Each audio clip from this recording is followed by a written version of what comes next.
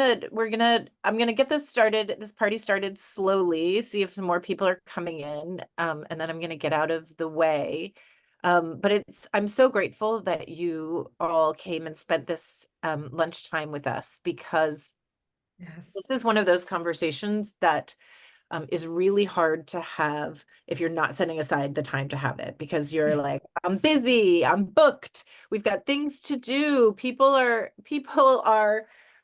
relying on me. How can I take the time for myself? How can I invest in this? Oh, I'm sure Daisy's book is great, but I'm too busy. And, and then you find yourself here, right? You find yourself burnt out, overwhelmed, unseen, unable to give anything, unable to find your creativity again. And today we're going to get here. We're going to get to lit up by the end of Yay. the session with Daisy's amazing book. So let me quickly introduce our two amazing conversationalists today. We have Daisy Auger-Dominguez, Burnt Out to Lit Up. This is her second book.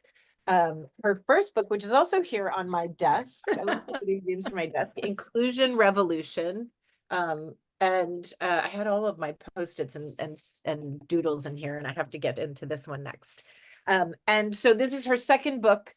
It is a love letter, as she says, to managers, right? She wants to support the people who are supporting the people, right? These who are often squeezed and not able to help themselves or help anyone else. So I'm thrilled for Daisy to be here with the incomparable Tina Wells, who I've known for a gazillion years, and every single time I see her, I feel a great sense of joy. She is like, you can even see her smile. These are like the amazing smile women here today. Tina is a marketer who is one of the most innovative and thoughtful people that I have ever experienced in my life. She has built brands, she has found new pathways, she's found new audiences, and in her most recent turn is championing entrepreneurs and small business owners in the opportunity economy. And so that's how I'm introducing myself to people. I am a small business owner in the opportunity economy.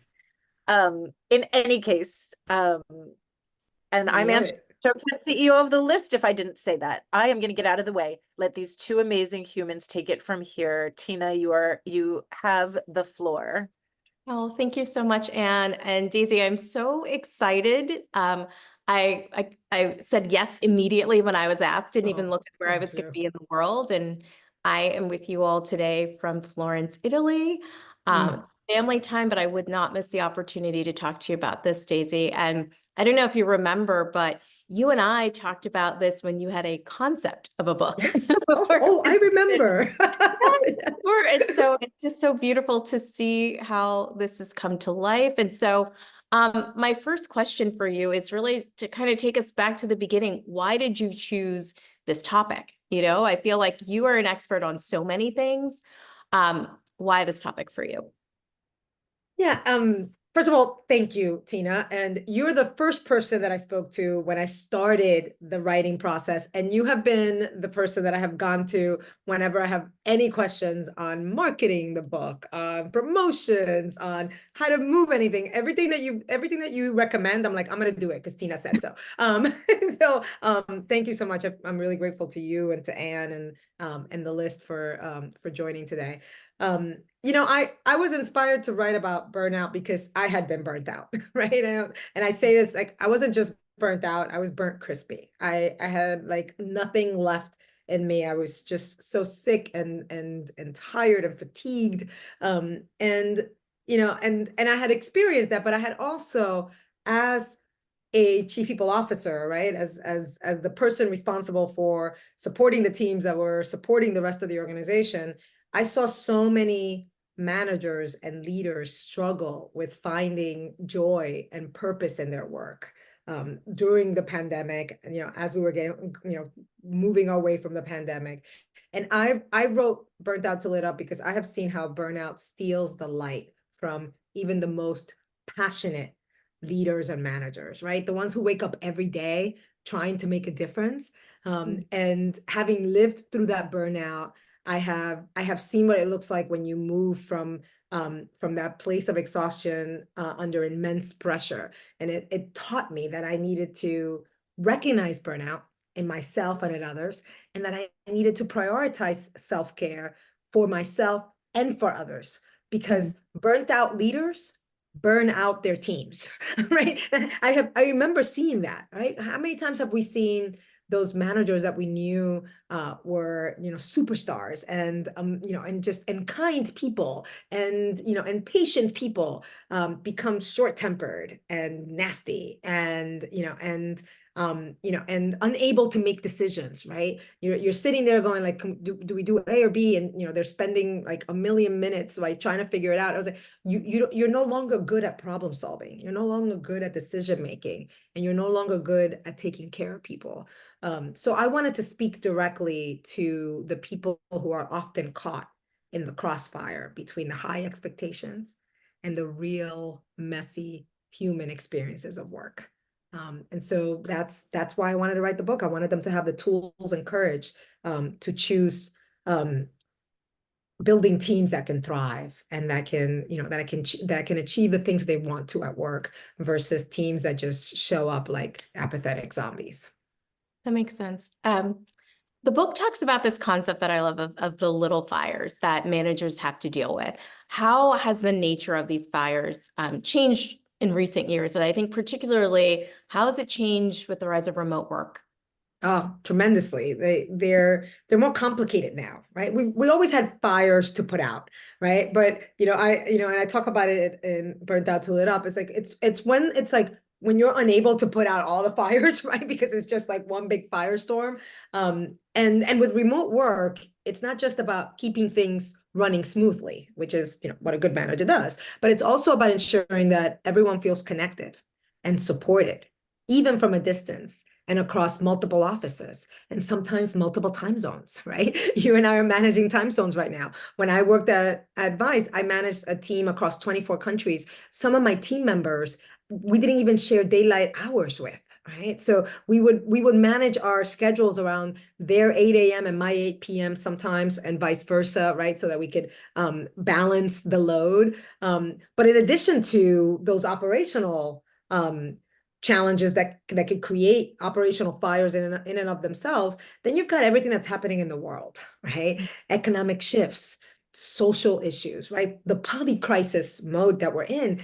And there's just a lot more pressure for those who manage people to be responsive and to be awake, right? To be able to discern what is happening in your teams. So you need to be aware of both the work challenges and the emotional needs of your teams. And creating those environments where people can perform and produce to their best ability requires you to really discern whether something's a fire or just a little ember, right? And who can put it out, and how do you manage it in a way that doesn't completely zing you and just like get you completely burnt out. Yeah, it's interesting. It kind of leads me to my next question, which is around this whole idea for managers of morale boosting, right? And how do you make sure you don't go into this trap of either like toxic positivity or even gaslighting? Yeah, finding that right balance. I remember being in a gosh, was it? No, it wasn't with the list, but it was last year. I can't even remember what I was presenting on, but it was all about modern leadership. And I had one of the employees on the chat, right? How can we even figure out how to be good managers and leaders when we're dealing with this toxic positivity that's pushing us even beyond our boundaries? And I was like, whoa. And I remember and I was first of all taken by the deep honesty, but there was also something really deep inside me that, and I think in a lot of us in that moment, where we're like, yeah, we've been there, right? When you've got the manager's role is, and a leader's role is to get us to the other side, right? And sometimes it's just these phrases that feel empty and feel like you're just faking the funk right now. So managers need to focus on being real and relatable, right? Instead of just trying to cheer everyone up with empty phrases, you have to have honest conversations, right? You have to acknowledge the tough stuff while also highlighting the positives. You have to get people to the other side with honesty and vulnerability, but it's a balance of vulnerability. And I think vulnerability is my superpower. I think it's been also really hard earned for most of us, especially women of color, to be able to say the things, right, that we experience. But I can't be vulnerable to the point that no one's going to want to follow me, right? Like, I can't be like falling apart in front of people and they're just like, well, she's not the one that's going to get us to the other side, right? So it's that vulnerability balanced with, I may not have all the tools right now to get us there, but I have confidence in my ability to get us there. I am competent, right? I was like, I am competent and I can figure it out. As your leader, it's my job. And I am also compassionate, and I will connect with you in a way that doesn't make me feel so, so out of touch that I'm someone that you would never want to really follow. So that requires regular check-ins, right? Where you create spaces where your team members actually can tell you what gets in the way of productivity, right? Whether it's interpersonal tensions or whether it's operational mishaps, you want the truth from your teams. I used to always tell my team, I can't solve something that I don't know about. I need you to be able to come to me, and I'd prefer for you to come to me before it's a big crisis, right? Like before it blows up. Help me help you figure out how to get there, right? How do we build, but that requires that you build a supportive atmosphere, right? When people feel heard and valued, when they felt that if they said something to me, I was actually going to take action on it. And as managers, we have to be willing to, to do that, because where people feel safe to say, hey, we should probably stop doing these 3 things so that we could do these other 2 things better. That's a very different situation. I was interviewed yesterday, and it was for a Latino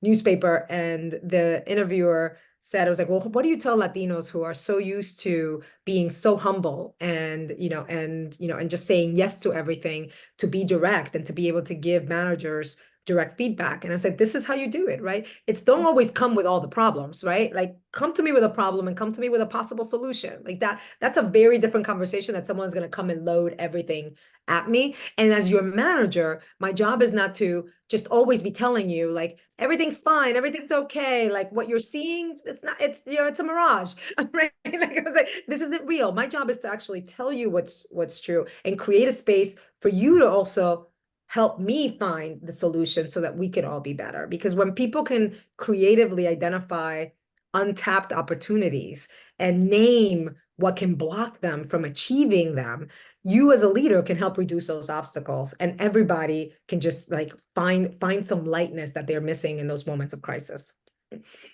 Amazing. I also personally think one of your superpowers is emotional intelligence. And so I want to talk about that for a little bit.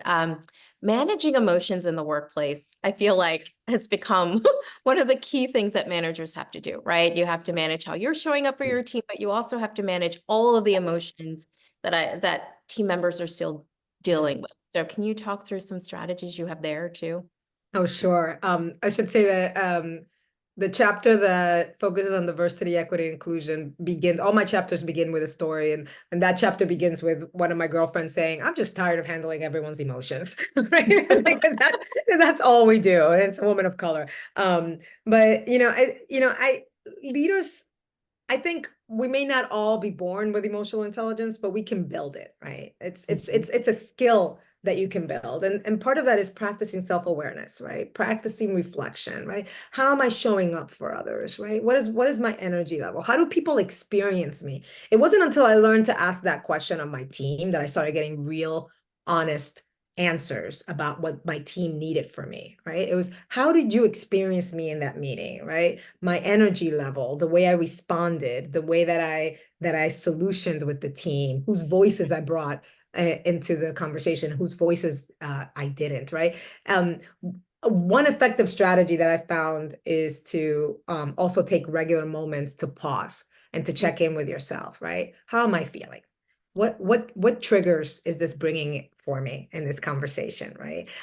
What stories are coming up for me that may not really be real, right? Sometimes when you're having a tough conversation with your manager and your manager's giving you tough feedback, sometimes we may go to like the last time that a manager did that and belittled us to the point that we just felt humiliated. And so now every time that someone of authority gives me feedback, I'm going to feel that way. I was like, but that may not be what's happening right now, right? So how do I disassociate all these stories from what's really happening and make sure that my heart and my mind are in tune with each other? There's tons of techniques, Tina, mindfulness techniques. I always say this in every talk. I'm awful at meditating. I have too many monkeys in my head. Like I've never been good at that. But I've learned breath work. God bless Shoshana Hecht, right? One of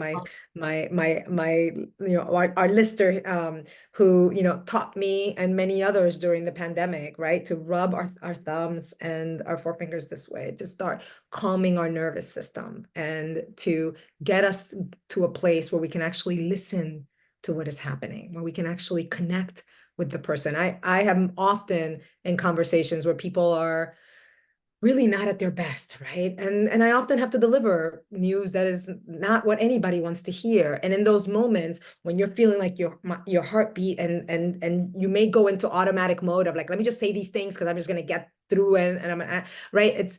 I always try to remind myself, I was like, how do I want to show up right now, no matter what's being handed to me? And how do I need to be, and what kind of emotional state do I need to be to do that? And many times I lean on this technique of just, it's beautiful because people don't know you're doing it, right? Like I'm doing it right now and you can't see it. But it helps send signals to my nervous system to just calm down and, and feel and talk about emotions without losing control, right? Creating a space where everyone can express their feelings. It helps us prevent what I talk about in the book, the Hulk-like moments where we transform into versions of ourselves that we can't even recognize. Yeah, it's so interesting. Nervous system regulation has been probably the thing I've learned over the last year that has like completely changed the game, right? And being able to Totally control the Hulk inside. control it. I was like, I see you. I was like, I see you coming out. I was like, but I'm just going like, I'm gonna make you smaller. Right. I was like, I'm gonna dance with you right now so that I can find and control and show up the way I want to show up. It's true. I love this chapter name, Real Talk, Release Your Hungry Ghost. Mm-hmm. And in that chapter, you talk about journaling. And my question for you, it's funny, you kind of hit on this with mindfulness too, right? Sometimes, how do you make sure the tools we're bringing in to help us don't also become things that create anxiety for us? So first, why journaling? And then how do we make sure it doesn't become something that causes anxiety as well? Yeah, absolutely. I try to be very direct about this in the book. I share a lot of practices and I'm like, you don't have to do all of them, right? Like do what calls you, right? Like do what works for you. I've practiced a lot of these and figured out the ones that work and don't work for me. Journaling works for me because obviously I like to write like you, right? I was like, that's how I make sense of the world. So when it comes to journaling, I really keep it simple and I am flexible, right? It's, think setting aside just a few minutes each day to jot down some thoughts, right? But like to do it without aiming for perfection, right? Because then that just creates stress. I'm like, I have to write. When I was writing my book, my goal was to my book coach, Bethany Saltman. The assignment was I had to write 500 words every day, right? And that was, and I could write more. Sometimes I would write less, but that was my goal. And I wasn't aiming for perfection. I was just aiming to like get to that milestone every day. And sometimes I would write 2,000 words, right? Like it would just come out of me. But I write most of my journal prompts, and a lot of them were journal prompts. A lot of most of the stories in the book were stories that I would write throughout the years when I was at Vice, right? Because that's how I was making sense of them. Some of those stories I would actually share with my team. I have a doc of like almost 300 pages of all the letters that I sent to my team, because I used to send to my team notes every Monday, and I have hundreds of them. And a lot of the stories that I pulled out for the book came from that, because I would just write every day, kind of like, this just happened today, and this is how I make sense of it. So a lot of my journal prompts, I write in Post-it notes.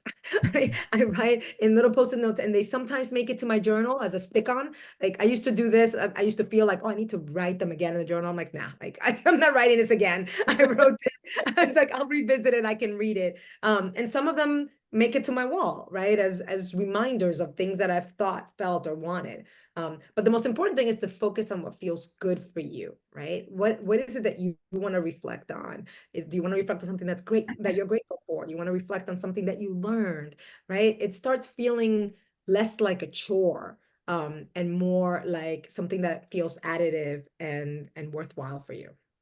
It's amazing. So I want to go back to the concept of a hungry ghost. It's such a great phrase. Walk us through that. Like, why hungry ghost? What does it mean? Describe the Oh my insane gosh. desires that you're talking about. Yeah, I was introduced to the term hungry ghost by my colleague at Vice, and she was a chief legal counsel. And we were one day, as two women in the C-suite complaining about the rest of the men in the C-suite that were allowed to like do nothing, while she and I would like clean up all the messes. And I was just like in one of those days where I was just feeling sorry for myself. And just feeling like the world is awful, everyone's awful, and this place is awful, and we can't do it. And like we're two of the top ranking women in the company, right? Like we supposedly had all this power, but I just felt like all I was doing was cleaning up people's messes. And she introduced me to the term hungry ghost, which is a Buddhist term.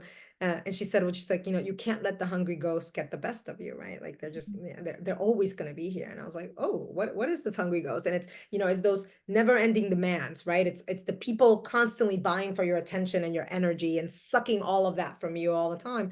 But it's also those insatiable desires that we have, right? That ambition that goes wrong, right? That sense of, as an immigrant, I always felt like I needed to over control and overwork, right? To get half as far as everybody else. And it's that hungry ghost in me just kept on like sucking away from me all the time. And it made me get smaller, right? It made me become smaller, and it made me turn into versions of myself that I didn't like. So those hungry ghosts exist. We can't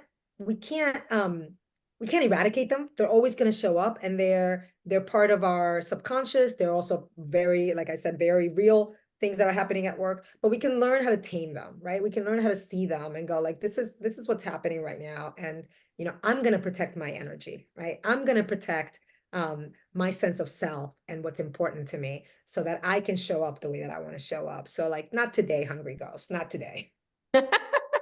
I love that. And there are so many great terms in this book. Another one I love is this idea of the glass cliff, right? And so what role is the glass cliff playing in contributing to burnout for women? Oh my gosh. I And mean, talk about what it is too. yeah, the glass cliff is, all of us women are well familiar with it, right? And it's just, it's both a ceiling, a cliff, a wall, a stubborn, a stubborn piece of emotional weight that gets in the way, right? The glass cliff is the tendency for women and people of color to be put in leadership roles during really tough times, and those lead to burnout, right? And so we've been waiting to get to those positions of power, and then we get them, and it's like mad crisis everywhere, and we're given 5 seconds to solve everything, and no resources. And in order to really break through these glass cliffs, we actually have to name them. And it was the first time that I heard about it was again when I worked at Vice, and it was one of our executives of color who I had hired, and we were asking the world of her. We were really asking too much, and she just looked at me. She's like, as a Black woman, Daisy, I'm like, I know this is the glass cliff I have to like break through, but it really sucks. And I remember just looking at her and going like, you're right.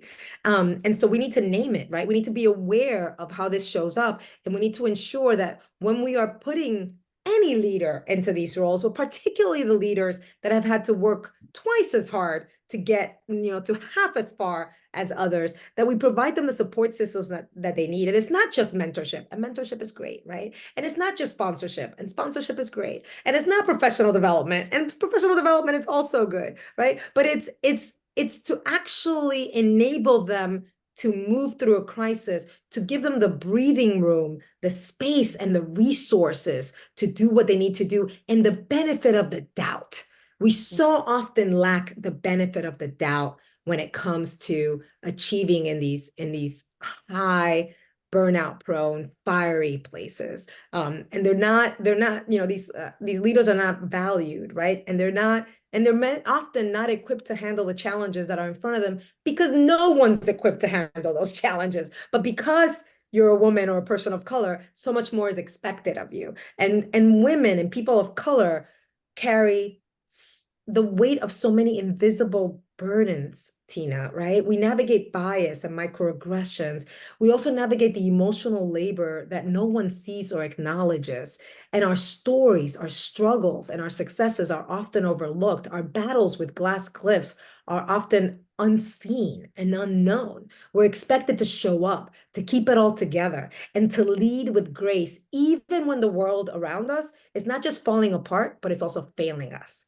And I wrote this book because I want women and people of color to know that their experiences are real, right? That they're seen, that they have the power. We all have the power to reclaim our light. If I can do it, you can do it, right? Even in environments that are not designed for our success, right? I wanted this book to be this no-nonsense love letter to managers, but also a call to action for us to protect our energy, to prioritize our well-being, and to really step into our power unapologetically.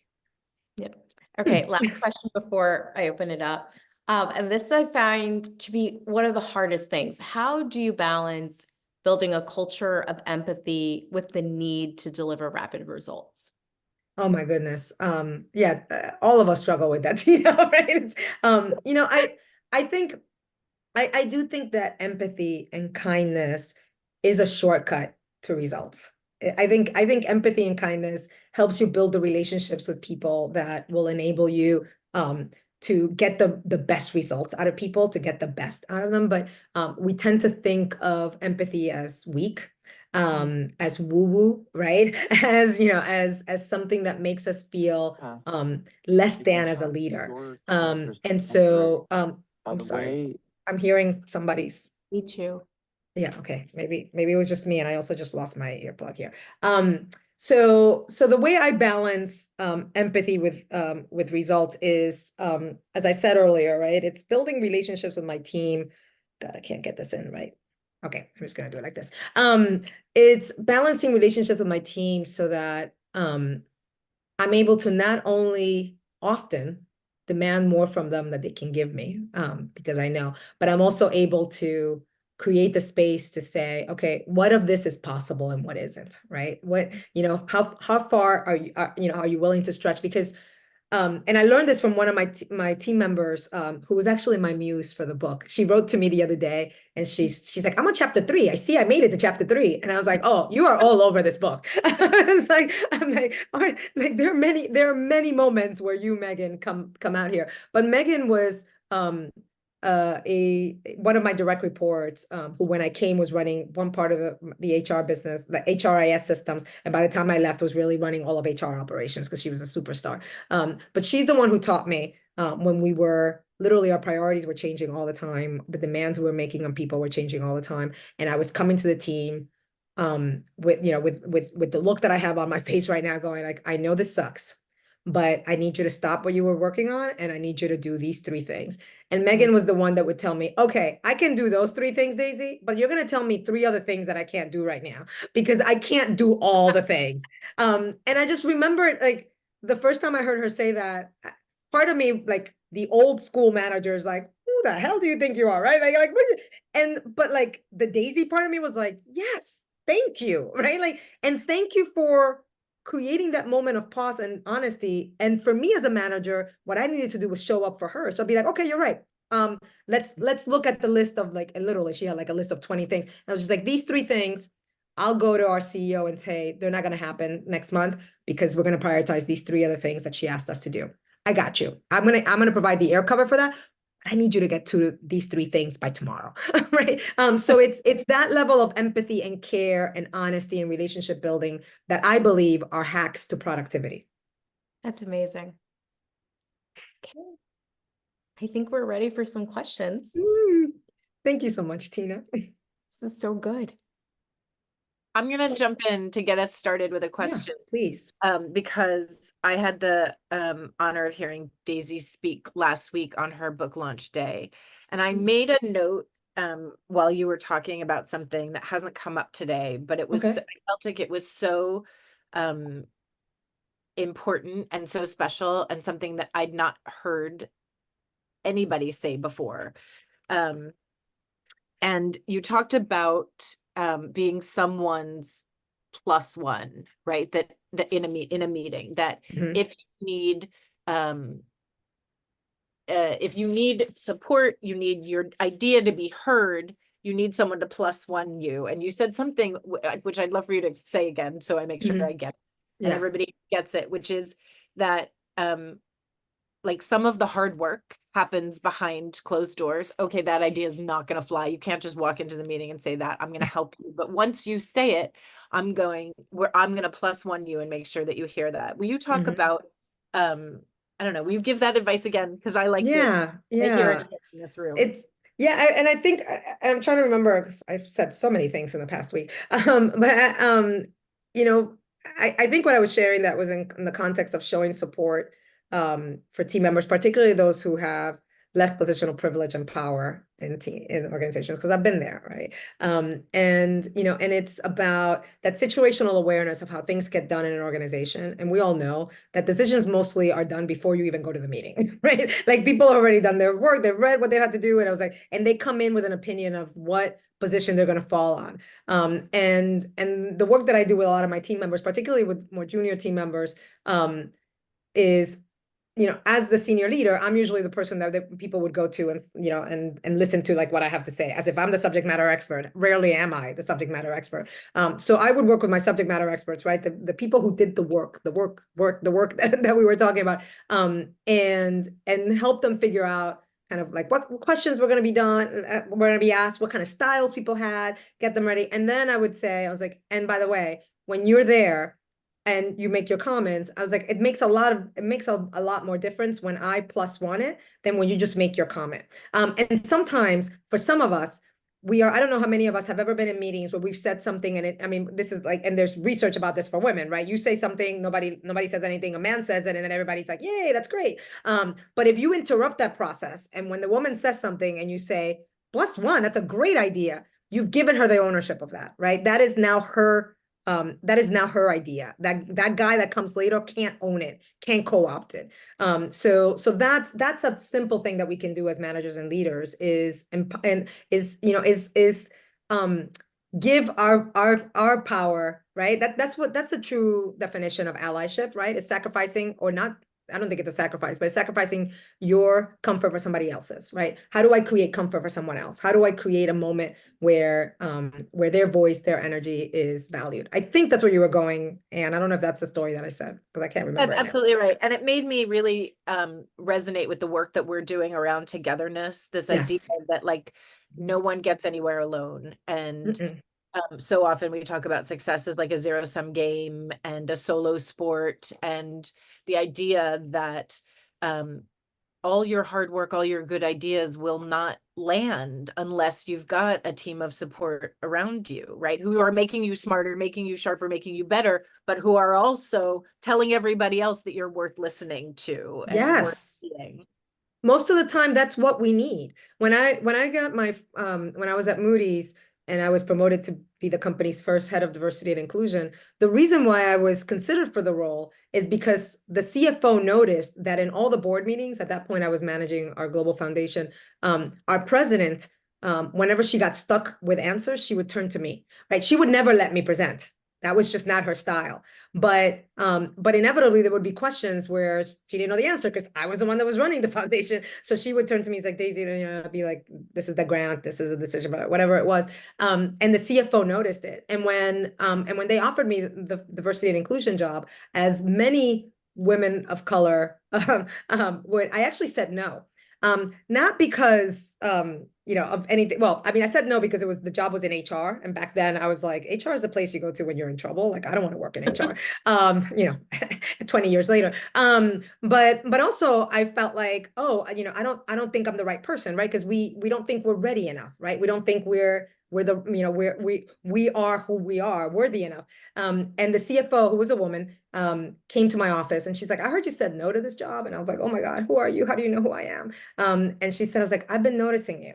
And I see that every time that Fran is struggling, you're the one that does all the work and you're the one that puts all the materials together, but you're not being given a voice to actually share. And I was like, and I want to give you a role where you can actually exercise your voice.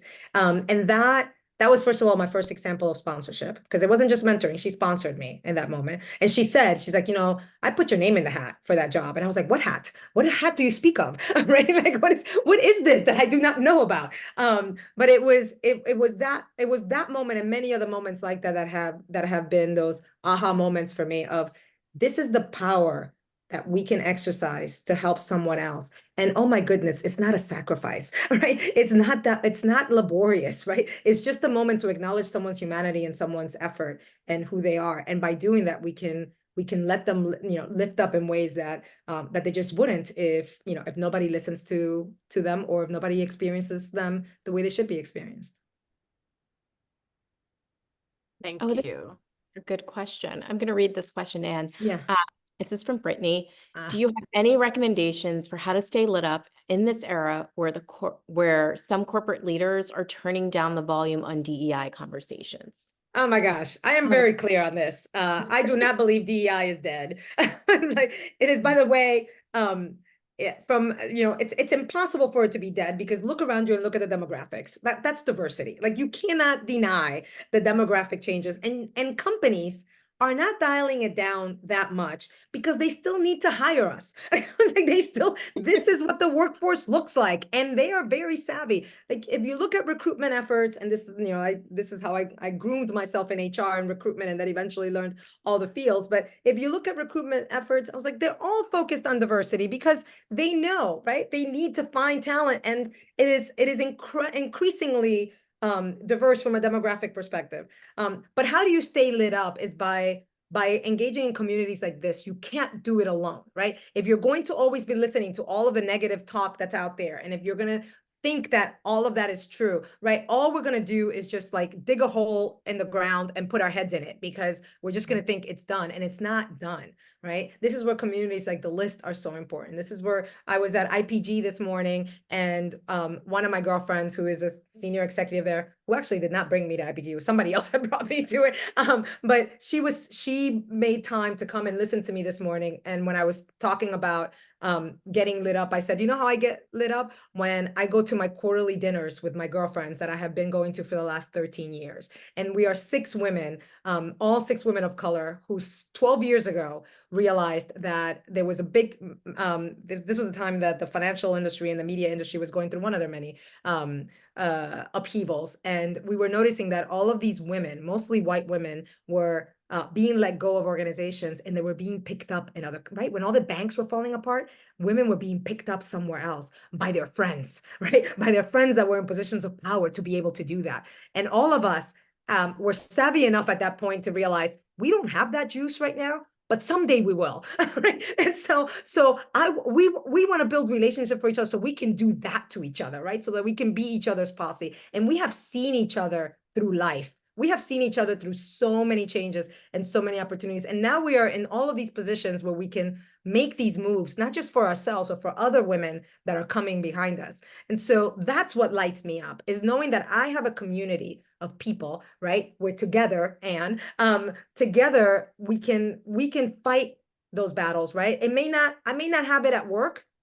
I hope that you do, but sometimes we don't have it at work. But wherever you have it, it's places that can refill you and reconnect you to your why. Reconnect you to why this work is important, and remind you, as I'm going to remind you right now, D&I has always had ebbs and flows.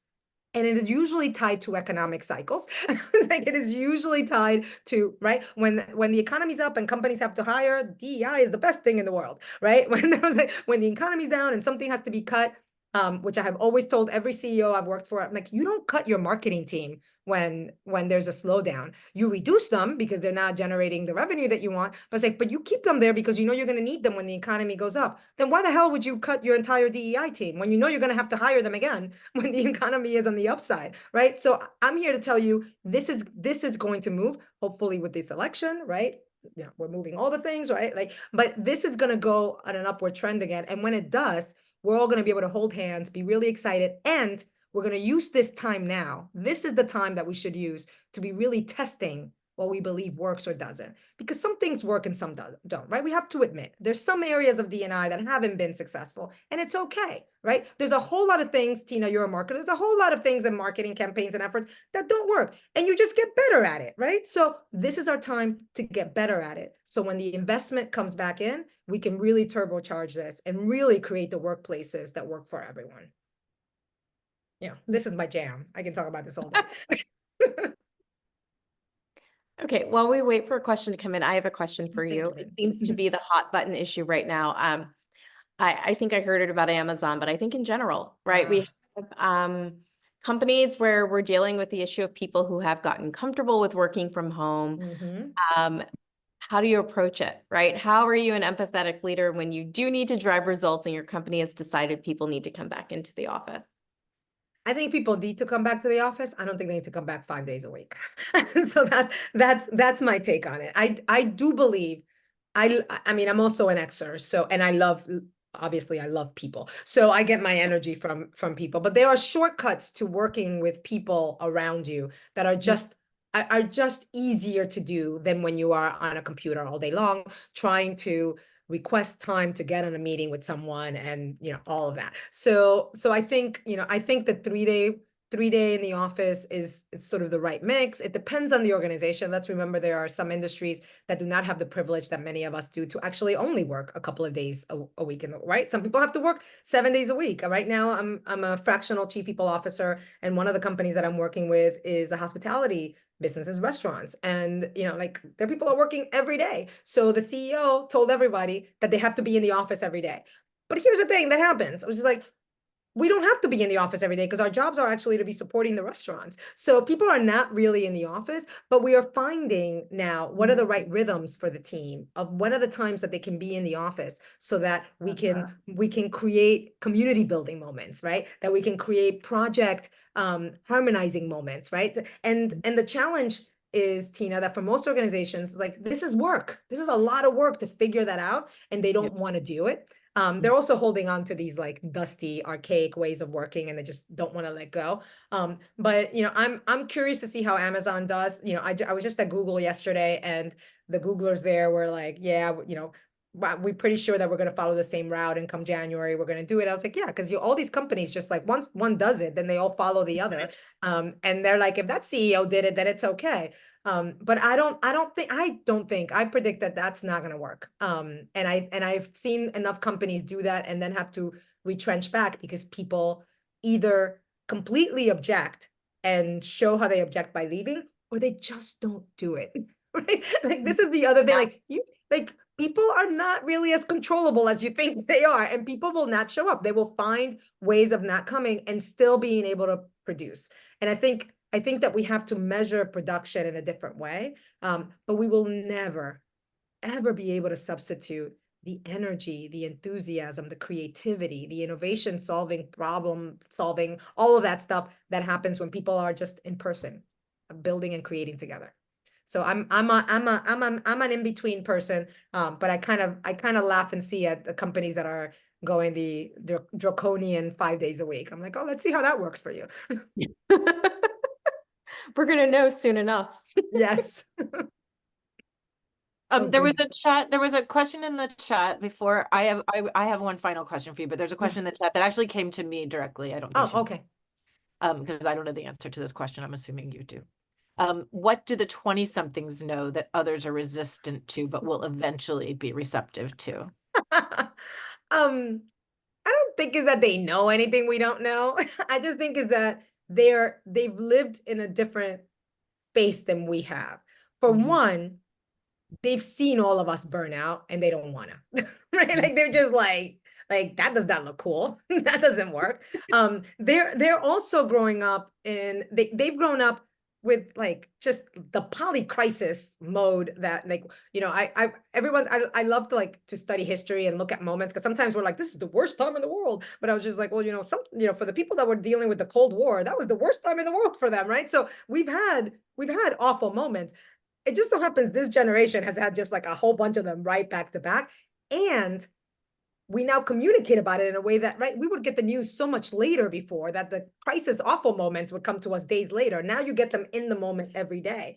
And so I think what they think they know, right? Because I've managed mostly Gen Zers. So what they think they know and what they've experienced, which is people are unhappy and you know, and burnt and crabby and whatever. And I don't want that.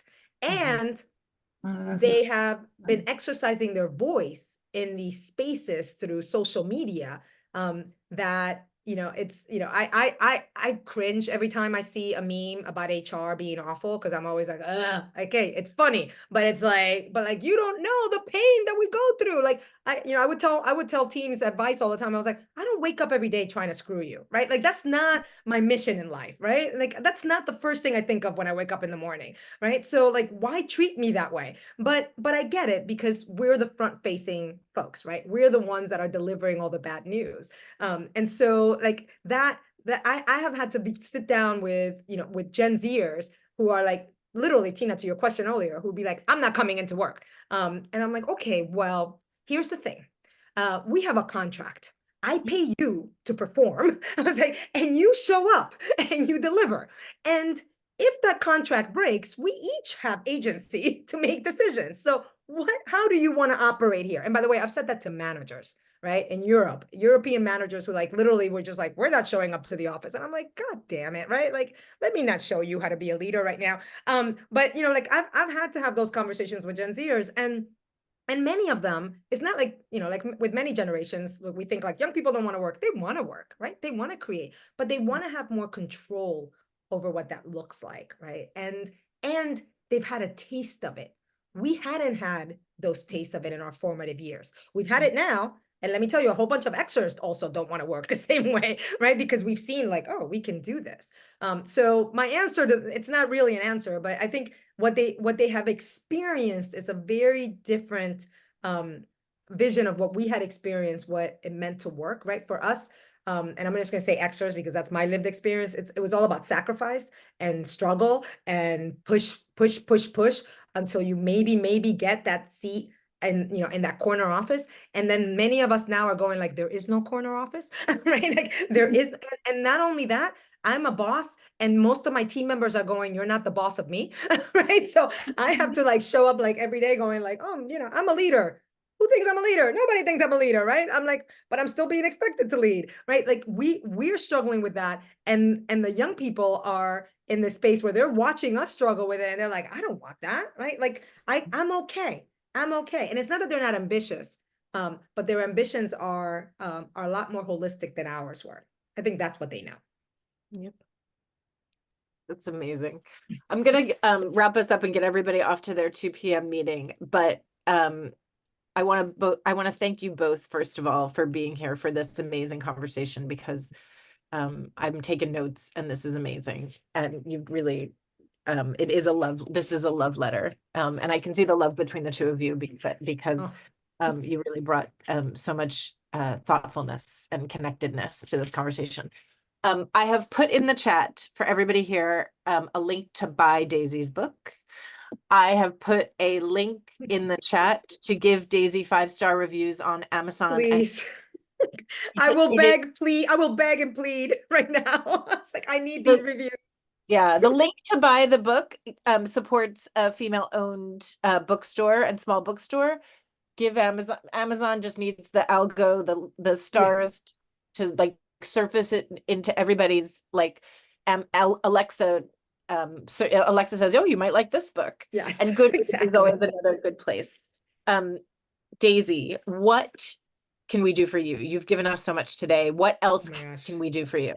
No, I mean, buy the book, share the book, write reviews, like tell people about it. That's, I will, I'm, like I said, I'm begging and pleading for it. But I am so, so grateful to you, Anne, and this community. And Tina, I'm not kidding. I'm like, from the minute that I called you last year to ask you, and you said, sure, let's find some time, to every single time I've sent you an email and asked, I was like, so how did you promote your book? And, you know, I remember when I called you and said, they want to release my book during Hispanic Heritage Month. I'm feeling a little offended. And you're like, girl, take advantage of the free marketing. Right? And I was like, okay, I'll be super Latina. Yay. And like all of these generous, you know, wisdom and tips and practices.